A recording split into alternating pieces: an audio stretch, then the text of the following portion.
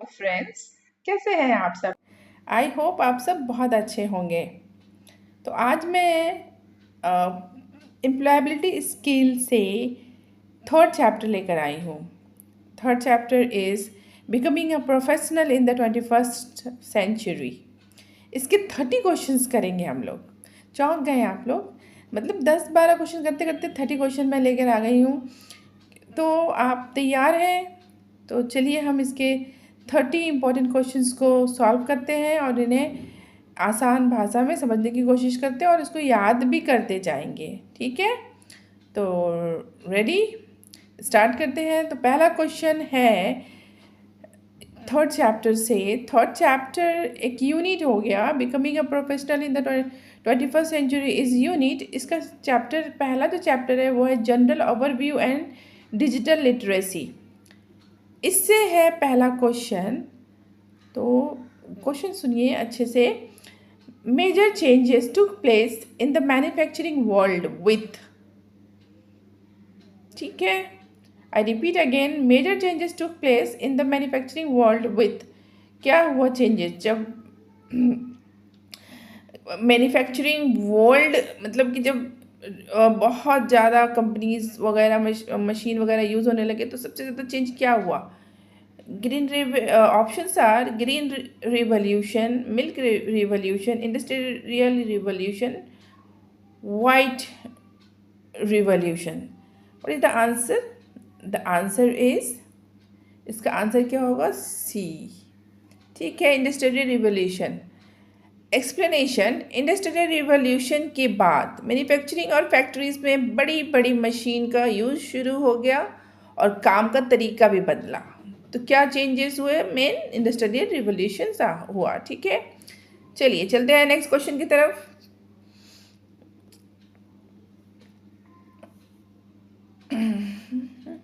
अगला क्वेश्चन है, the process of manufacturing has changed due to the technology and dash development. Options are training, scientific, teaching, facilitations. तो इसका क्या होगा answer? इसका आंसर होगा बी, साइंटिफिक।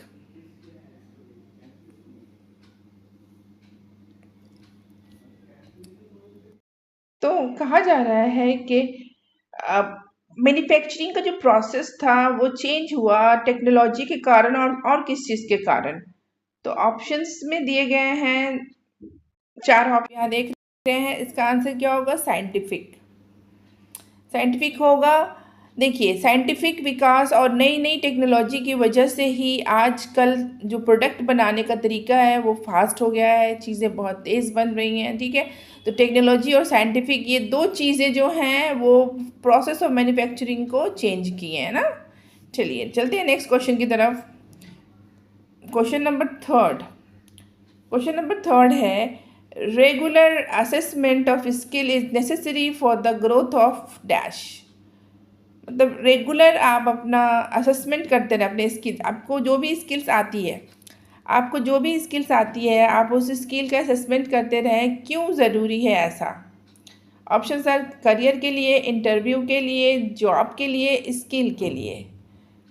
तो इसका आंसर क्या होगा? करियर।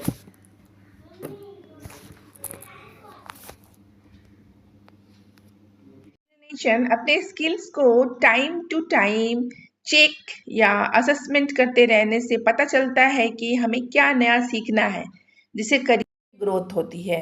अंडरस्टूड?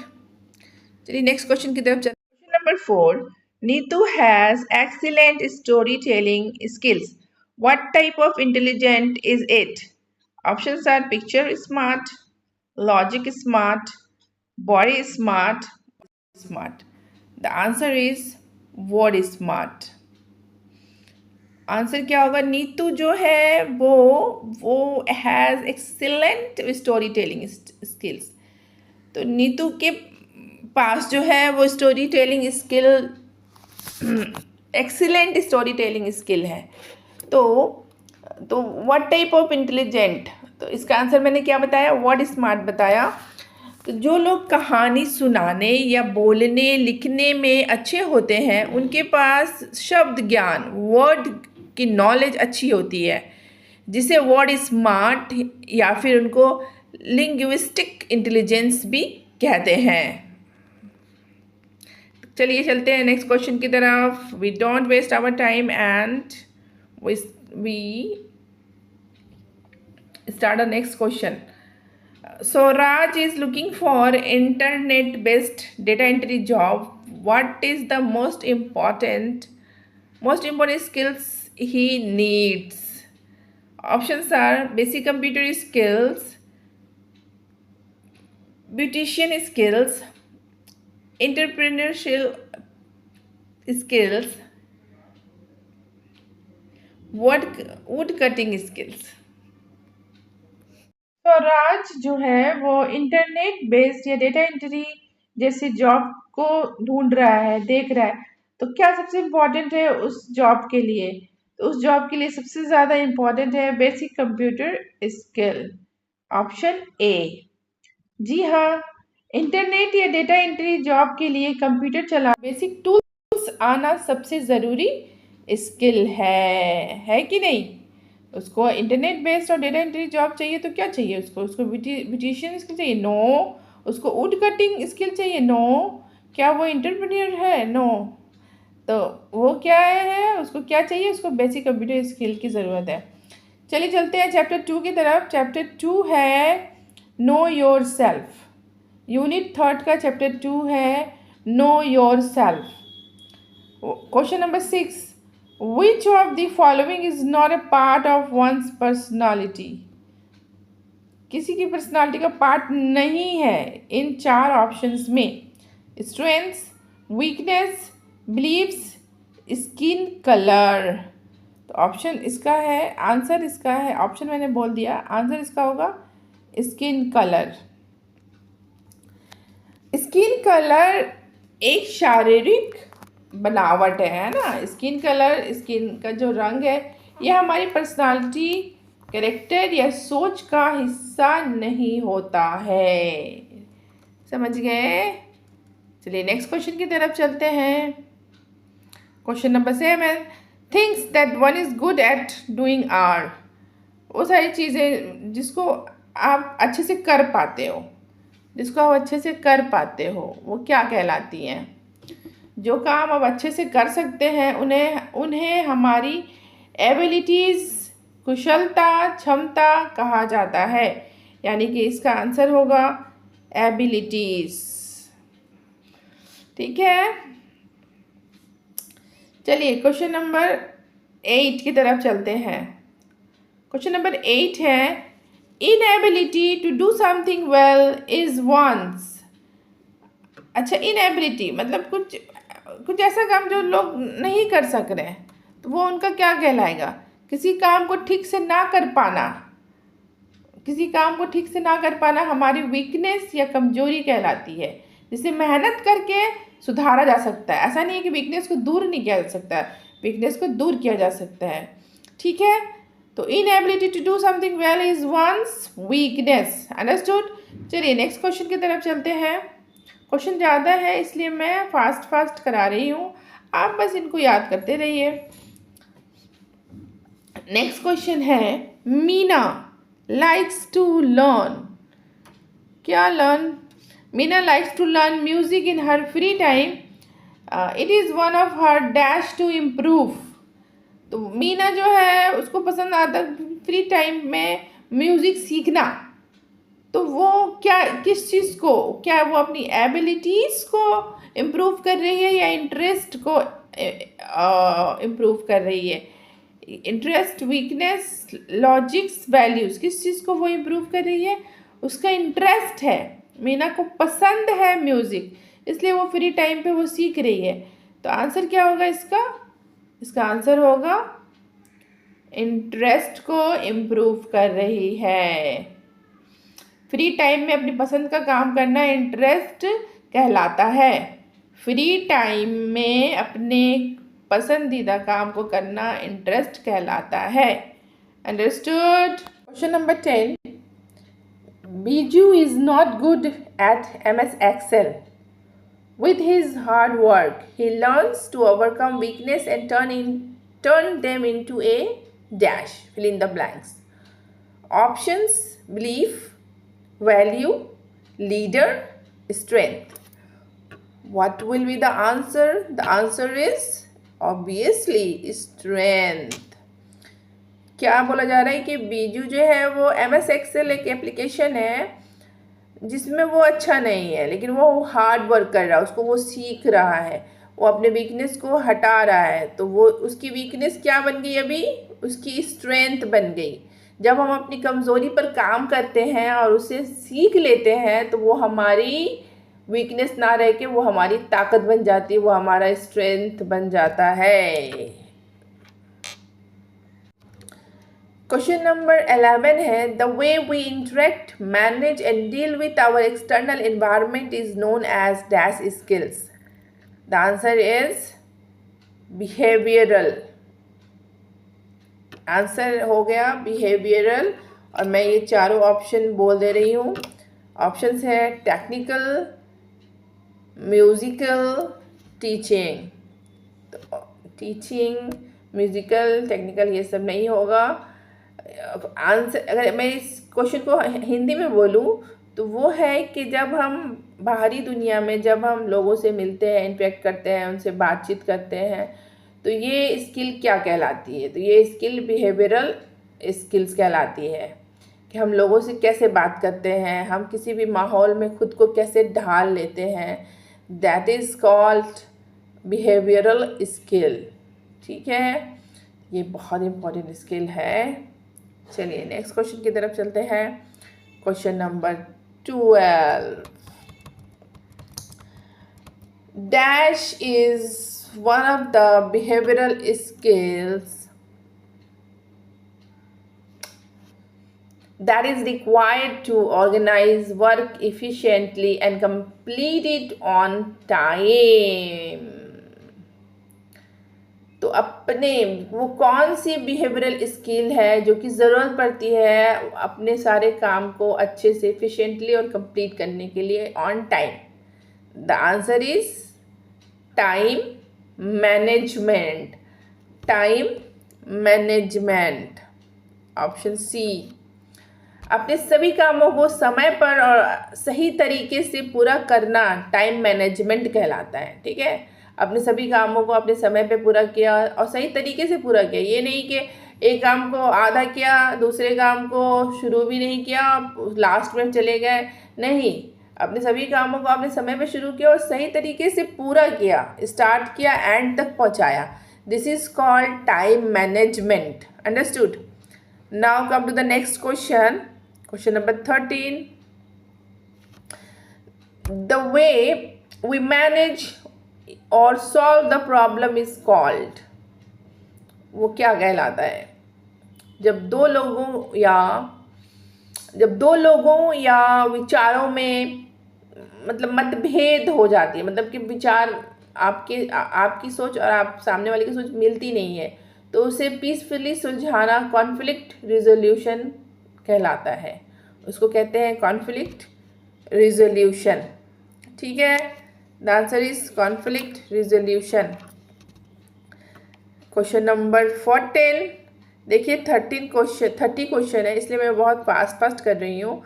आप बस याद करते जाओ और समझते जाओ मेरी बात को, तो बस काफ़ी है। क्वेश्चन नंबर 14 है, Rihanna faced a problem with her project. She is dealing with a problem with the right attitude. This is an example of what? Options are negative attitude, technical skill, scientific skills, positive attitude. The answer is positive attitude. भाई यहाँ अच्छे से लिखा जा चुका है कि Rihanna एक प्रॉब्लम को उलझी हुई है एक प्रॉब्लम में, और वो बहुत ही अच्छे एटीट्यूड से, ऐसा नहीं कि पूरा एकदम मुझे ये नहीं आ रहा है झगड़ के वो प्रॉब्लम सॉल्व करवाना चाह रही है, घबरा रही है। नहीं, प्रॉब्लम आ सकते हैं प्रॉब्लम में आपको हर प्रॉब्लम का सलूशन होता है, तो प्रॉब्लम आने पर घबराने के बजाय उसको सही तरीके से हैंडल करना पॉजिटिव एटीट्यूड कहलाता है। अंडरस्टूड? चलिए चलते हैं नेक्स्ट क्वेश्चन की तरफ। Question number 15।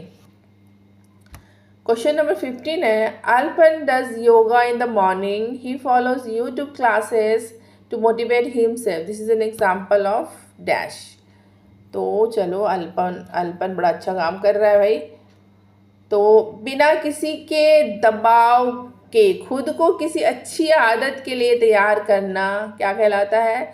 सेल्फ मोटिवेशन कहलाता है। The answer is self motivation. Alapan self motivated है कि उसको मॉर्निंग में योगा करना है, खुद के हेल्थ को सही रखना है, तो this is called self motivation. Now the chapter, इस यूनिट का चैप्टर 4 की तरफ चलते हैं। चैप्टर 4 है critical thinking and decision making. इस चैप्टर का पहला क्वेश्चन है, question number 16, dash is a way of thinking to solve problem. Dash is a way of thinking to solve a problem. एक प्रॉब्लम आया, उसको सॉल्व करने का जो थिंकिंग का जो तरीका है वो क्या कहलाता है? ओवर थिंकिंग नहीं बोल देना आप लोग, ओवर थिंकिंग प्रॉब्लम को बढ़ा देता है। तो आंसर होगा इसका क्रिटिकल थिंकिंग। ठीक है, क्रिटिकल थिंकिंग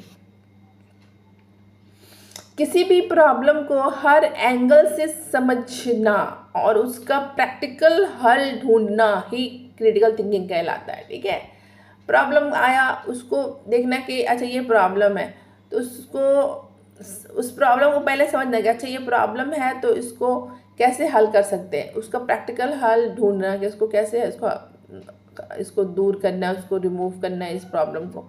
तो इस तरह के सोच को कहते हैं क्रिटिकल थिंकिंग, और ये बहुत इंपॉर्टेंट स्किल है, ये भी बहुत इंपॉर्टेंट स्किल है। ओवर थिंकिंग नहीं, ओवर थिंकिंग में तो लोग उलझ जाते हैं। ओवर थिंकिंग करके तो लोग छोटी सी सोच को पहाड़ जैसा बना लेते हैं। Over thinking is not a skill. Critical thinking is a good skill for solving a problem. Now next question, question number 17, choosing between 2 और more option is known as dash process. या ये तो करियर में तुम सब बच्चों के साथ होता होगा कि ये करियर चूज़ करें या वो करियर चूज़ करूं। मतलब 2-3 रास्ते जब सामने आते तो समझ में नहीं आता कि कौन से रास्ते पर चलूं। ठीक है, तो जो ऑप्शंस यहाँ पे दिए गए हैं वो मैन्युफैक्चरिंग है, डिसीजन मेकिंग है, साइंटिफिक है, टेक्निकल है। अरे ऐसे ऐसे ऑप्शन है ना कि ऑप्शन देख के आंसर आप लगा सकते हो कि ये आंसर होगा। ऑब्वियसली इसका आंसर होगा डिसीजन मेकिंग। इसका आंसर क्या होगा? Decision making. कभी ऑप्शंस में से एक सही ऑप्शन को चुनना डिसीजन मेकिंग, फैसला लेना कहलाता है। डिसीजन मेकिंग मतलब फैसला लेना, आपको फैसला लेना ही पड़ेगा कि 4 रास्ते में से एक रास्ता कौन सा आपके लिए इम्पोर्टेंट है, उस पर चलना ही होगा। Now next question number 18, which of the following is not a part of decision making. Decision making का पार्ट नहीं है। Identify problem, generate options, implement decision, performance. Obviously identify problem तो होगा ही होगा। रास्ते तो आपको 4-5 दिख रहे हैं ना, ऑप्शन दिख रहे हैं, दिस इज द प्रॉब्लम ना। उसके बाद ऑप्शंस आपके पास हैं कि किस करियर को चुनना है। उसके बाद है डिसीजन इम्प्लीमेंट करना। तो ये सब तो डिसीजन मेकिंग के पार्ट हैं। पार्ट नहीं है वो है परफॉर्मेंस। परफॉर्मेंस तो डिसीजन मेकिंग के बाद आता है, मतलब फैसला लेने के बाद आपको परफॉर्म करना है। अंडरस्टूड ना? चलो नेक्स्ट क्वेश्चन की तरफ चलते हैं। Question number 19, Manu thinks about problem well before making any decision. This is an example of, या देखो अभी क्रिटिकल थिंकिंग का क्वेश्चन आ गया। मानू thinks about a problem well before making any decision. ठीक है, तो इसको कहते हैं क्रिटिकल थिंकिंग।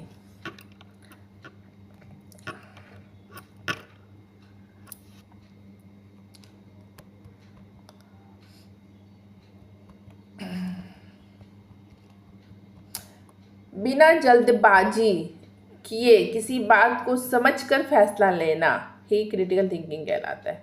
यहाँ पे बोला क्या जा रहा है, Manu thinks about a problem well before making any decision. पहले उसने प्रॉब्लम को अच्छे से समझा, then after he took a decision.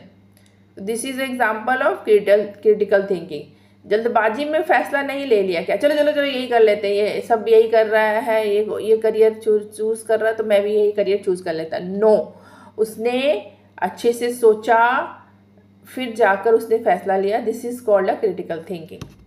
Question number 20,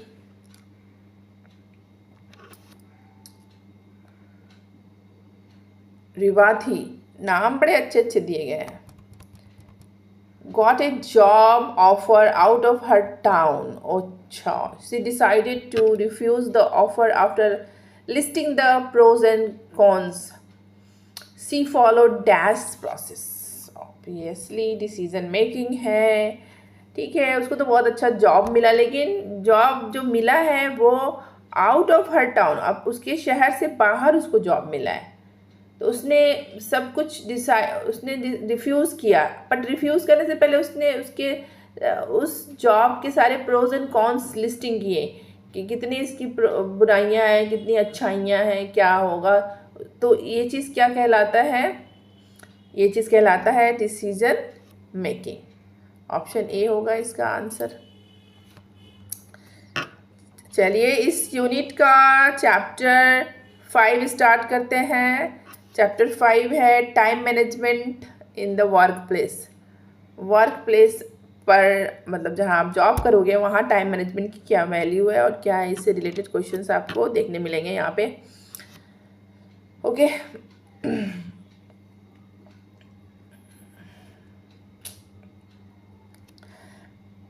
what are the advantage of time management?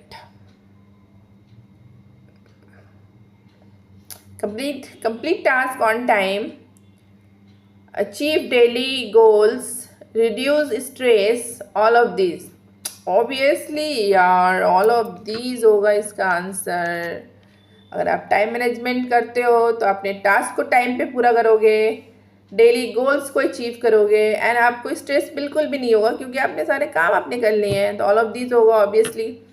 चलिए क्वेश्चन नंबर 22 की तरफ चलते हैं। Good time management helps in improving dash at work. Weakness, performance, stress, pressure। अगर आप गुड टाइम मैनेजर हो, good time manage कर पा रहे हो, तो ये किस चीज़ को इम्प्रूव करने में हेल्प करेगा? आपके परफॉर्मेंस को, ऑब्वियसली आपके परफॉर्मेंस को। The answer is B.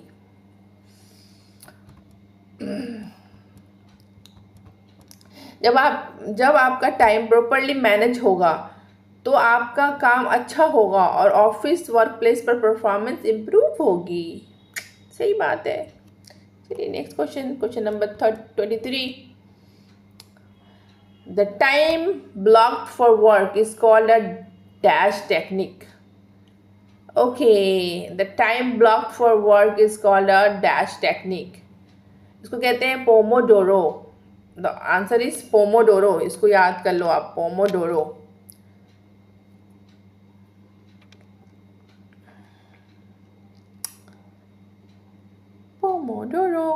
Pomodoro technique में हम 25 मिनट फोकस्ड काम करते हैं, फिर 5 मिनट का छोटा सा ब्रेक लेते हैं, ठीक है।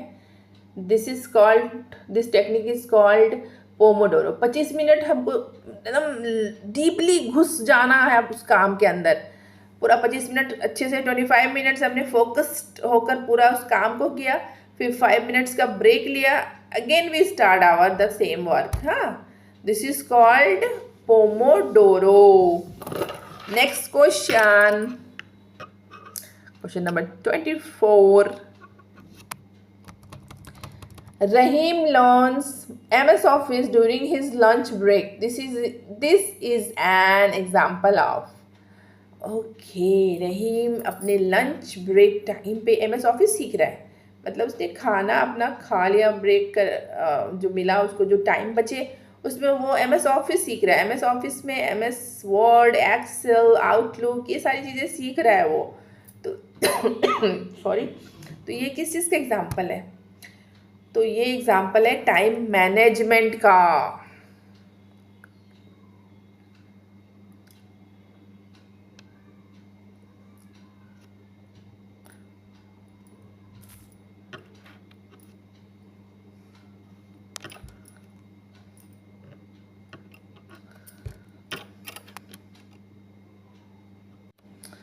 तो एग्जाम्पल क्या है टाइम मैनेजमेंट का, कि वो अपना टाइम बचाकर कुछ नया स्किल सीख रहा है ना। तो अपने खाली या ब्रेक वाले टाइम का सही उपयोग, सही यूज़ करके नया स्किल सीखना अच्छा टाइम मैनेजमेंट है। ओके, चलिए नेक्स्ट क्वेश्चन की तरफ। Question number 25। Banu creates 25 minutes task planner and never gets distracted during the block time. Which method does she follow?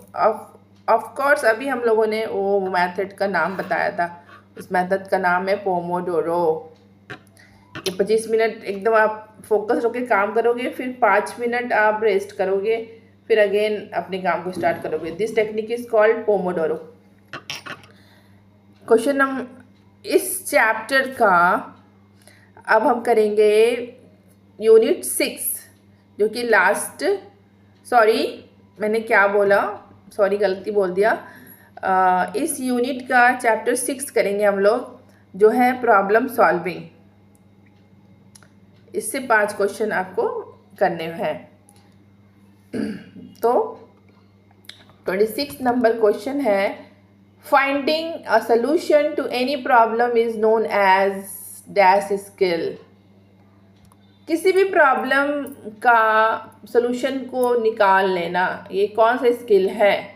किसी भी प्रॉब्लम, कैसा भी प्रॉब्लम हो, उसका सोल्यूशन निकाल लेना, उसको कहते हैं प्रॉब्लम सॉल्विंग। किसी मुश्किल का हल ढूंढने की स्किल्स को, कला को प्रॉब्लम सॉल्विंग स्किल्स कहते हैं। The answer is problem solving. Answer D. Question number 27. 27 है, which of the following is not a step in problem solving? Problem को समझना, टुकड़ों में बांटना और सॉल्यूशन ढूंढना स्टेप होते हैं। टाइमर लगाना प्रॉब्लम सॉल्विंग का स्टेप नहीं होता है। तो इसका आंसर क्या होगा? Set timer. This is not answer. Answer D. समझ में आ रहा है? एक बार और रिपीट करूँ 27 को। Which of the following is not a step of problem solving? Option A है आइडेंटिफाई द प्रॉब्लम, ये स्टेप है। Divide problem into parts, problem को डिवाइड कर दिया टुकड़ों में ताकि मैं इसको अच्छा सोल्यूशन निकाल सकूं।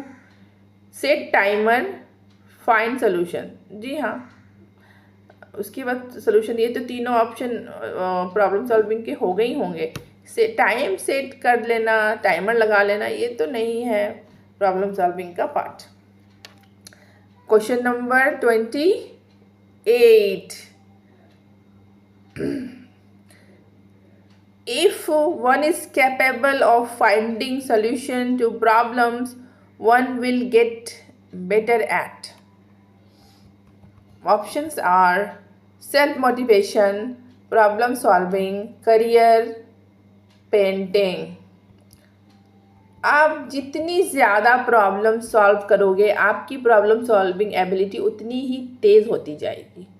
तो यहाँ पे क्वेश्चन क्या है? If one is capable of finding solution to problem, one will get better in, मतलब जो जितना ज़्यादा प्रॉब्लम को सॉल्व करेगा उसकी जो ये एबिलिटी है प्रॉब्लम सॉल्विंग की, ये और ज़्यादा बढ़ती जाएगी और तेज होती जाएगी। तो आंसर होगा प्रॉब्लम सॉल्विंग। अगर समझ में नहीं आया तो आप वो क्वेश्चन कमेंट कर सकते हो, मैं दोबारा से समझा दूंगी। Question number 29। Sony is trying to fix the download problem on the laptop. She did not succeed on the first attempt. What should she do? Obviously, try another way. क्योंकि उसने ट्राई कर लिया है अपना प्रॉब्लम सॉल्व करने का, वो नहीं हो पा रहा तो वो दूसरा तरीका अपनाएगी ना। ऑप्शन क्या होगा? Option A. अच्छा, यहाँ पे ऑप्शन में पढ़ लेती हूँ। क्विट द टास्क, अपना टास्क ही छोड़ देगी वो। Never solve the problem, problem solve कभी नहीं करेगी। जॉब ही क्विट कर देगी। नहीं बाबा, वो दूसरा एक तरीका से काम ना बने तो हार मानने के बजाय दूसरा तरीका ट्राई करना चाहिए, अनदर वे ट्राई करो, है कि नहीं? ठीक है, समझ में आया? नेक्स्ट क्वेश्चन नंबर लास्ट में हम लोग पहुंच गए। आई एम वेरी हैप्पी कि हमने 30 क्वेश्चन कंप्लीट कर लिया है, करने जा रहे हैं, नहीं किया नहीं है, करने जा रहे हैं। तो क्वेश्चन नंबर 30 है, Steve's mother told him that the mixer grinder is not working. What should be his first step in order to solve the problem? तो स्टेप्स की मम्मी ने कहा कि देखो मिक्सर ग्राइंडर जो है काम नहीं चल रहा है, तो what should be his first step in order to solve the problem? तो उसको अगर कुछ जानकारी है उस मिक्सर के ग्राइंडर के बारे में तो वो क्या करेगा? किसी भी चीज़ को ठीक करने से पहले ये पता लगाना ज़रूरी है कि खराबी क्या है। तो आइडेंटिफाई द प्रॉब्लम, इसका आंसर क्या होगा? B number, identify the problem. तो देख, हम सब मिलके हम लोगों ने 30 क्वेश्चन पूरा किया चैप्टर 3 का। चैप्टर 3 के जो 30 क्वेश्चन थे वो पूरे किए। Congratulation, we did a great job and thank you so much for watching. Please subscribe my channel and share also.